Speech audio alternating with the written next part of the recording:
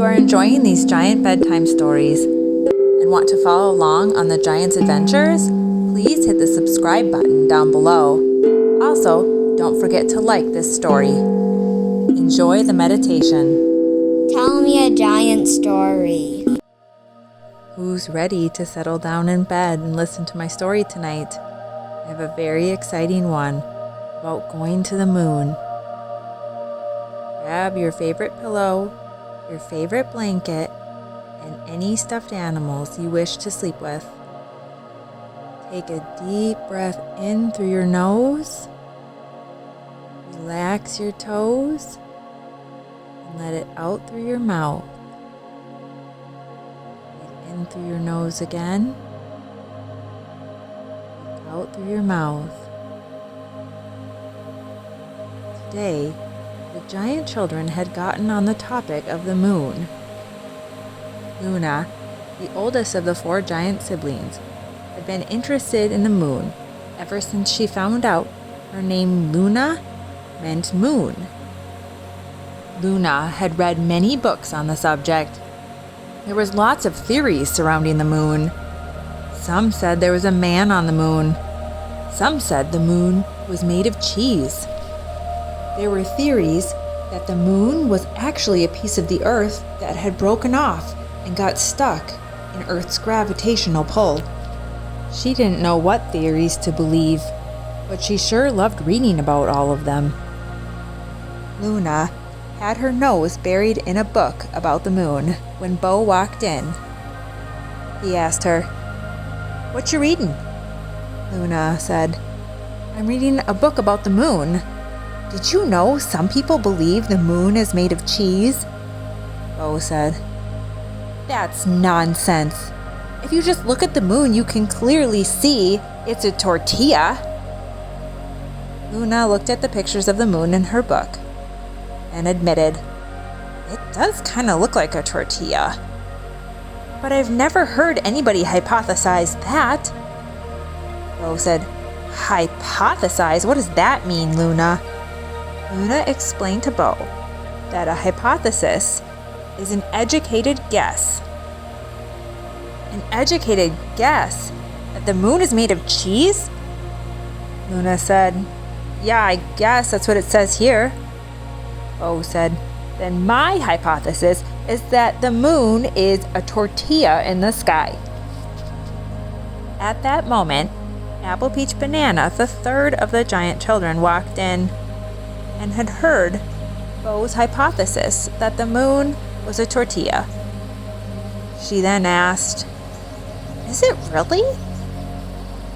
Luna said, "Some people believe the moon is made of cheese, but Bo thinks that maybe the moon is a tortilla." "Oh," Apple Peach Banana said. She looked at Luna. "What do you think it is?"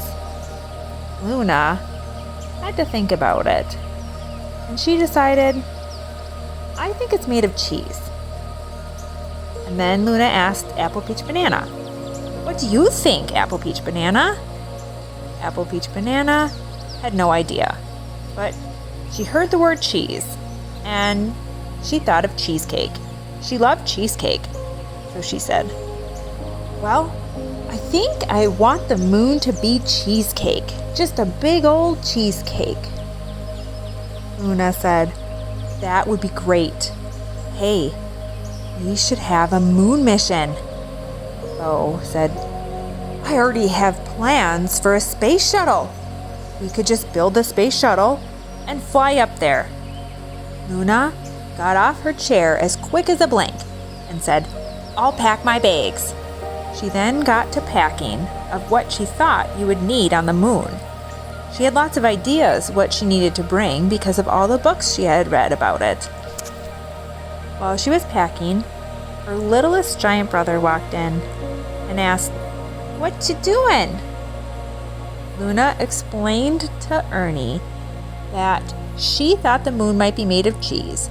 Bo thought it was a tortilla, and Apple Peach Banana was convinced and hopeful the moon was cheesecake.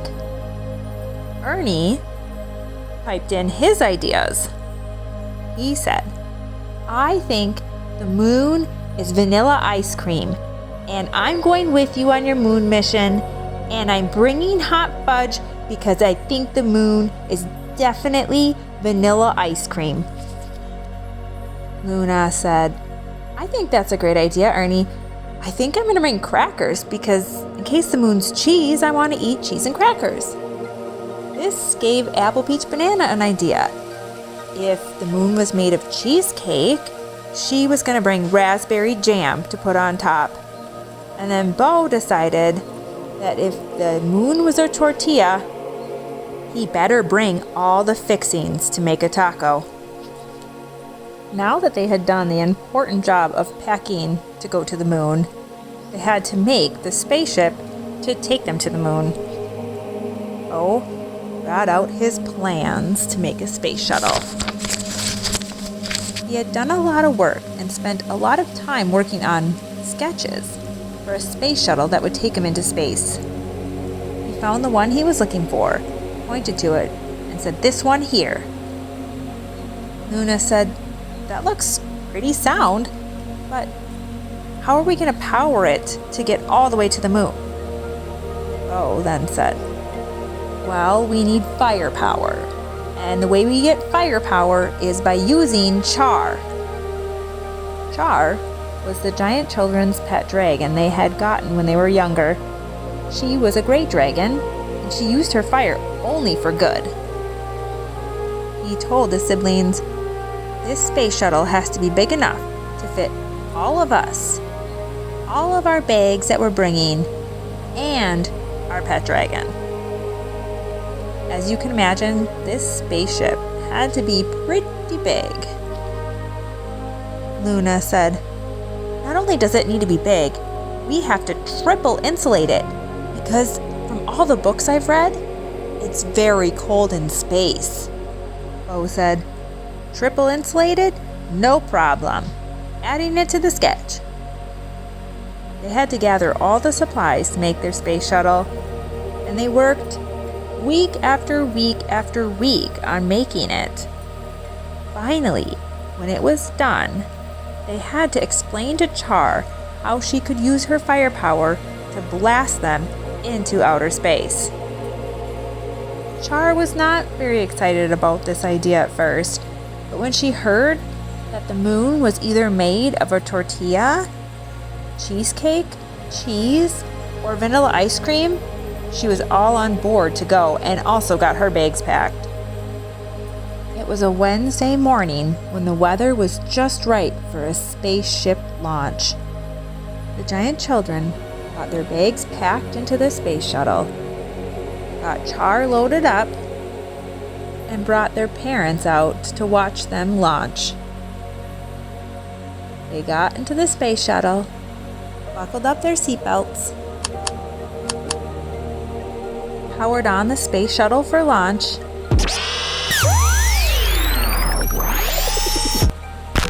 and began their countdown from 10. 10, 9, 8, 7, 6, 5, 4, 3, 2, 1. Blast off! Bo did the honors of pushing the button to alert Char to begin throwing her flames.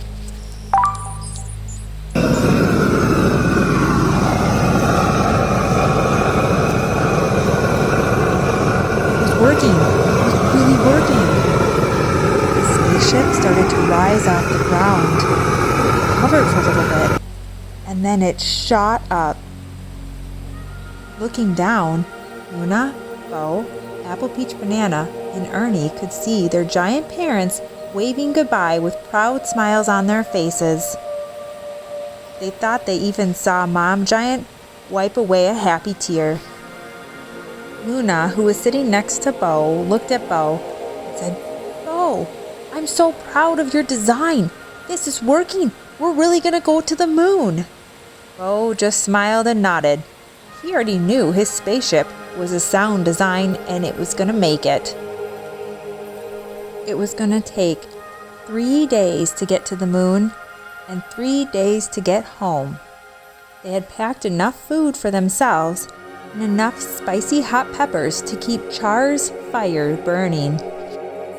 During the days of travel, they played games, colored pictures, read books, about the moon of course, and did some more hypothesizing.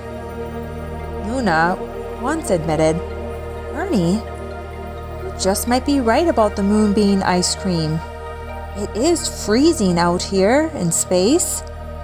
So maybe it is ice cream like the freezer." Ernie was so sure that the moon was made of vanilla ice cream, he had his hot fudge ready in his hands for when they landed.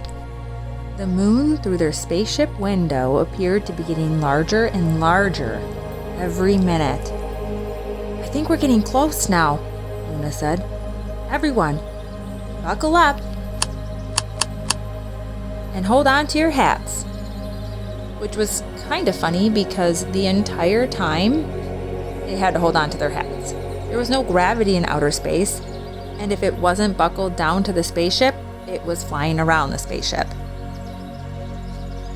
Bo admitted, "I don't know how this spaceship is gonna land," Luna said. "What? Are you serious? We're all the way up here, we're almost to the moon, and you don't know how we're gonna land this spaceship?" Bo said. "No, not really. We're just gonna wing it," Luna said. "I really hope you know what you're doing, Bo." Bo was able to position the spaceship in the right direction, with their heads up and their feet pointing towards the moon. As they got closer and closer, he got more and more confident with what he was doing. "I think I got this now." Char had to let out even more fire to counteract them falling towards the moon too fast. Looking through the front window of their spaceship, the moon was filling the entire thing. The moon was getting so big as they got closer and closer and closer. Bo felt more and more confident with his landing skills.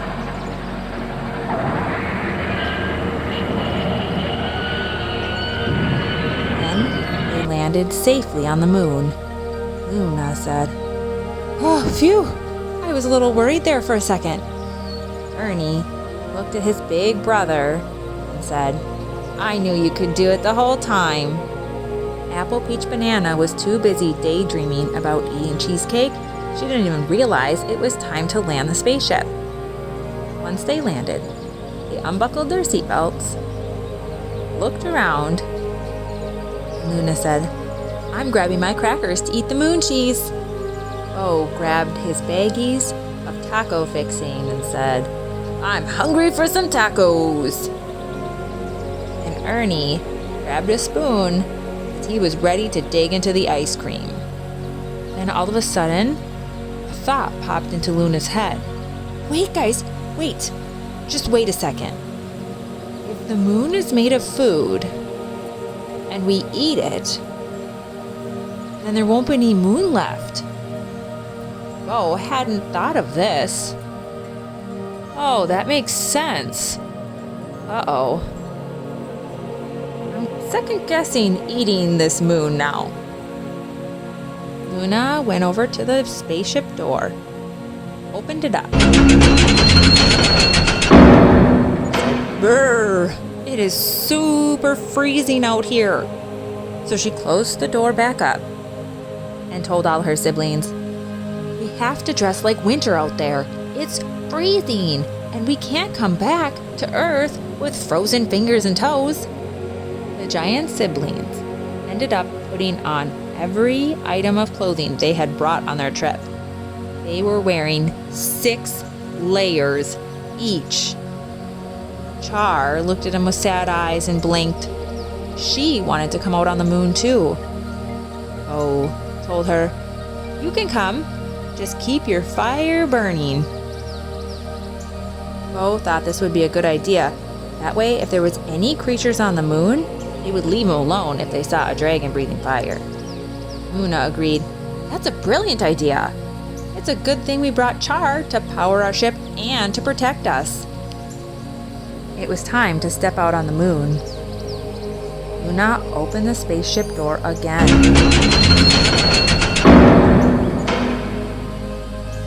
Whoa! this is what the moon looks like up close," Luna said. This to her was more exciting than going on a roller coaster. This was more exciting than a sleepover at her best friend's house. This was the most excited Luna had ever felt. She had read and studied the moon for her whole life, ever since she could remember. She took in every detail that she could.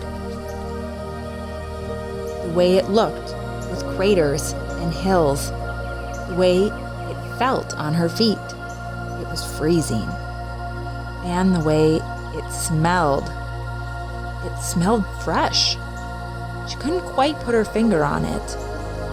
It didn't smell like cheese, because cheese doesn't usually smell this good. Luna then turned around and saw Ernie scooping up the moon on a spoon. "Wait, Ernie, wait! Don't eat it! We can't eat the moon!" Ernie could not stop himself. He opened his mouth wide and shoveled a big bite of the moon right into his mouth. Apple, Peach, Banana, Bo, and Luna looked on in horror. Ernie was gonna eat the moon. Ernie's eyes opened as wide as a tire swing with that bite in his mouth. And faster than you can blink, he spit it out. And coughed it out. Luna was very curious. "Ernie, what did it taste like? What is it?" Ernie had to gather himself for just a second. It tastes like chalk." So there you have it. The moon is not made of cheese or cheesecake. The moon is not a tortilla or ice cream. The moon is chalk. "Chalk?" said Luna. "Chalk? Well, I guess it's a good thing, because if it's chalk, then no one will come up and try to eat it." "That's true," Bo said, a little disappointed. The giant children spent 2 days exploring the moon, and when it was time to leave, they gathered up a little of the moon to bring back home with them so they could study it and have proof that they were really there. They got everything back into their spaceship. They packed up Char where she belonged and got everything organized in the spaceship for their 3-day journey home. They had to admit they did miss their mom and dad a little bit. They also missed their chickens and their kittens waiting at home. The takeoff and the journey and the landing back on Earth went smoothly. When they got home, they gave their mom and dad giant hugs and were exhausted and went to bed. They slept the sleep only explorers can. The end. Good night, giants.